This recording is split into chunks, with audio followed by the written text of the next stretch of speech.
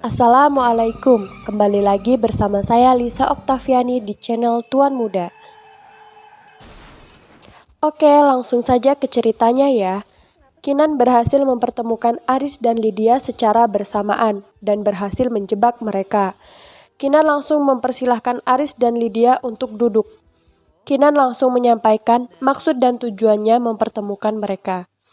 Kinan memberitahu bahwa bukti perselingkuhan keduanya sudah 90% dipegang olehnya dan akan dijadikan bukti ke polisi. Kinan bertepuk tangan mengucapkan selamat atas perselingkuhan mereka. Kinan memang wanita yang sangat elegan dan sangat berhati-hati menghadapi masalah seperti ini. Kinan mengatakan akan ada akibat dari perselingkuhan mereka karena mereka merupakan orang yang memiliki reputasi tinggi. Dan Kinan mempersilahkan mereka untuk enjoy menikmati wine yang telah dipesannya, kemudian pergi. Aris mencoba menahan dan mengancamnya agar tidak macam-macam, tetapi Kinan menjawab dan lanjut pergi. Aris terlihat meninju meja hingga membuat gelas di atasnya terjatuh. Di scene lain, Lola memberitahu bahwa Aris sudah sampai karena mereka ada jadwal temu antara Aris, Kinan, dan Lola yang merupakan pengacara Kinan. Setelah mereka bertemu, Lola sebagai pengacara Kinan menjelaskan maksud pertemuan mereka pada saat itu. Lola mengatakan bahwa Aris kena pasal 284 KUHP yang hukumannya 9 bulan penjara. Aris memarahi Kinan karena membawa urusan perselingkuhan ini ke pengadilan. Kinan memberikan dua pilihan, yaitu satu melaporkan Aris ke polisi, dan pilihan yang kedua, Aris meninggalkan selingkuhannya dan menandatangani surat perjanjian yang dinotariatkan. Aris marah. Lola memberikan saran ke Aris bahwa Aris akan menanggung banyak beban jika dia tidak bisa meninggalkan selingkuhannya dan tetap dilaporkan ke polisi. Aris menjawab lagi bahwa Kinan boleh melakukan apapun tapi tidak bisa memisahkan dia dengan Raya anaknya. Di sisi lain, Lola meyakinkan Kinan. Apakah Kinan benar-benar akan memidanakan Aris? Dia yakin akan memidanakan Aris. Di sisi lain, Aris bertemu dengan Lydia dan bilang bahwa Kinan akan melaporkan mereka ke polisi. Mereka bingung bagaimana nanti nasib mereka apabila sampai dilaporkan ke polisi. Selanjutnya, Aris bertemu dengan kedua temannya. Temannya bertanya kepada Aris mengapa Aris sangat tidak mau kehilangan Lydia. Mereka menyarankan untuk meminta maaf ke Kinan dengan tulus. Dan temannya yang satu malah menyarankannya untuk mempertemukan mereka dan mempoligami mereka. Di scene lain, Kinan menghampiri Raya yang sedang tidur, tapi ternyata Raya belum tidur dan menanyakan papanya yang belum juga pulang. Aris bertemu dengan pengacara bersama teman-temannya. Pengacara menjelaskan yang akan terjadi. Aris sudah pasti kalah di persidangan, tetapi mereka akan menggertak balik Kinan dan Lola. Aris selama ini tinggal di apartemen Lydia.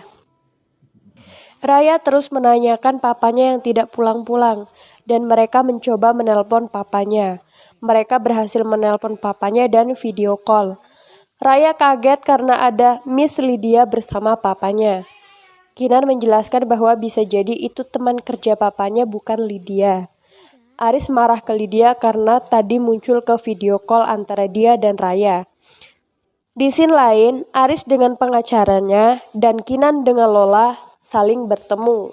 Pengacara Aris coba menggertak Lola dan mengatakan bahwa bukti mereka lemah. Kinan terlihat panik, Lola masih terlihat santai. Mereka akan melaporkan balik dengan tuduhan pencemaran nama baik. Lola menjawab balik dan mempersilahkan mereka apabila mereka akan melaporkan. Lola menenangkan Kinan bahwa mereka pasti menang di persidangan dan mereka hanya menggertak Kinan dan Lola tadi. Di scene lain, Kinan bertemu dengan Dr. Andre dan menceritakan apa yang terjadi karena mereka dituduh selingkuh dan Kinan meminta maaf jika nanti Andre harus bolak-balik ke persidangan. Di sekolah, Lydia coba mengajak Kinan untuk bertemu. Lydia mencoba meminta maaf tapi Kinan mengacuhkannya. Kinan dan teman-temannya membereskan baju-bajunya untuk didonasikan. Raya mengobrol dengan mamanya, mengapa papa dan mamanya bertengkar, tetapi Kinan mampu menjelaskannya dengan hati-hati dan membuat Raya tenang. Akhirnya papanya pulang. Aris menemui Kinan. Aris bilang bahwa Aris dan pengacaranya batal menggugat Kinan. Dan Aris mengatakan tidak akan menceraikan Kinan, tetapi Kinan tetap meminta Aris untuk meninggalkan Lydia. Dan belum ada juga jawaban dari Aris.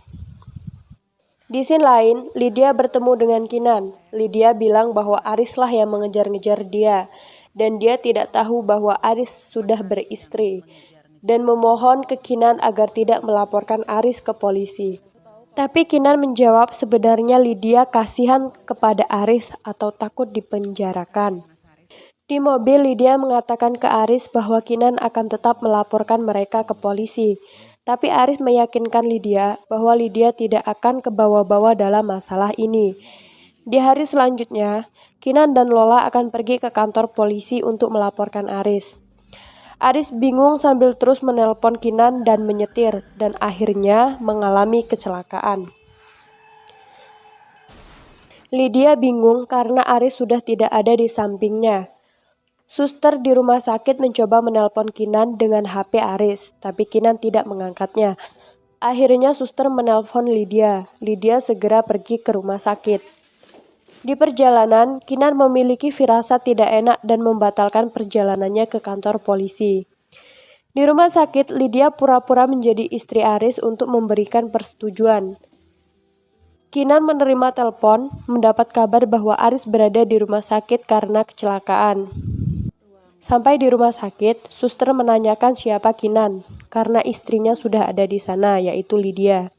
Kinan bertemu Lydia. Lydia memberi alasan jika tidak ada dia, Aris sudah meninggal. Tetapi Kinan merasa tidak berhutang apapun kepada Lydia. Kinan bertemu Aris di rumah sakit dan menenangkan Aris bahwa operasinya berhasil dan Aris akan sembuh. Di apartemen, Lydia galau dan gelisah, dan memikirkan hubungannya dengan Aris. Dia memikirkan sepertinya memang benar bahwa hubungan mereka adalah hubungan yang tidak berguna. Episode 8 pun berakhir. Mari kita tunggu episode selanjutnya. Jangan lupa like, komen, dan share video ini ke teman-teman kalian.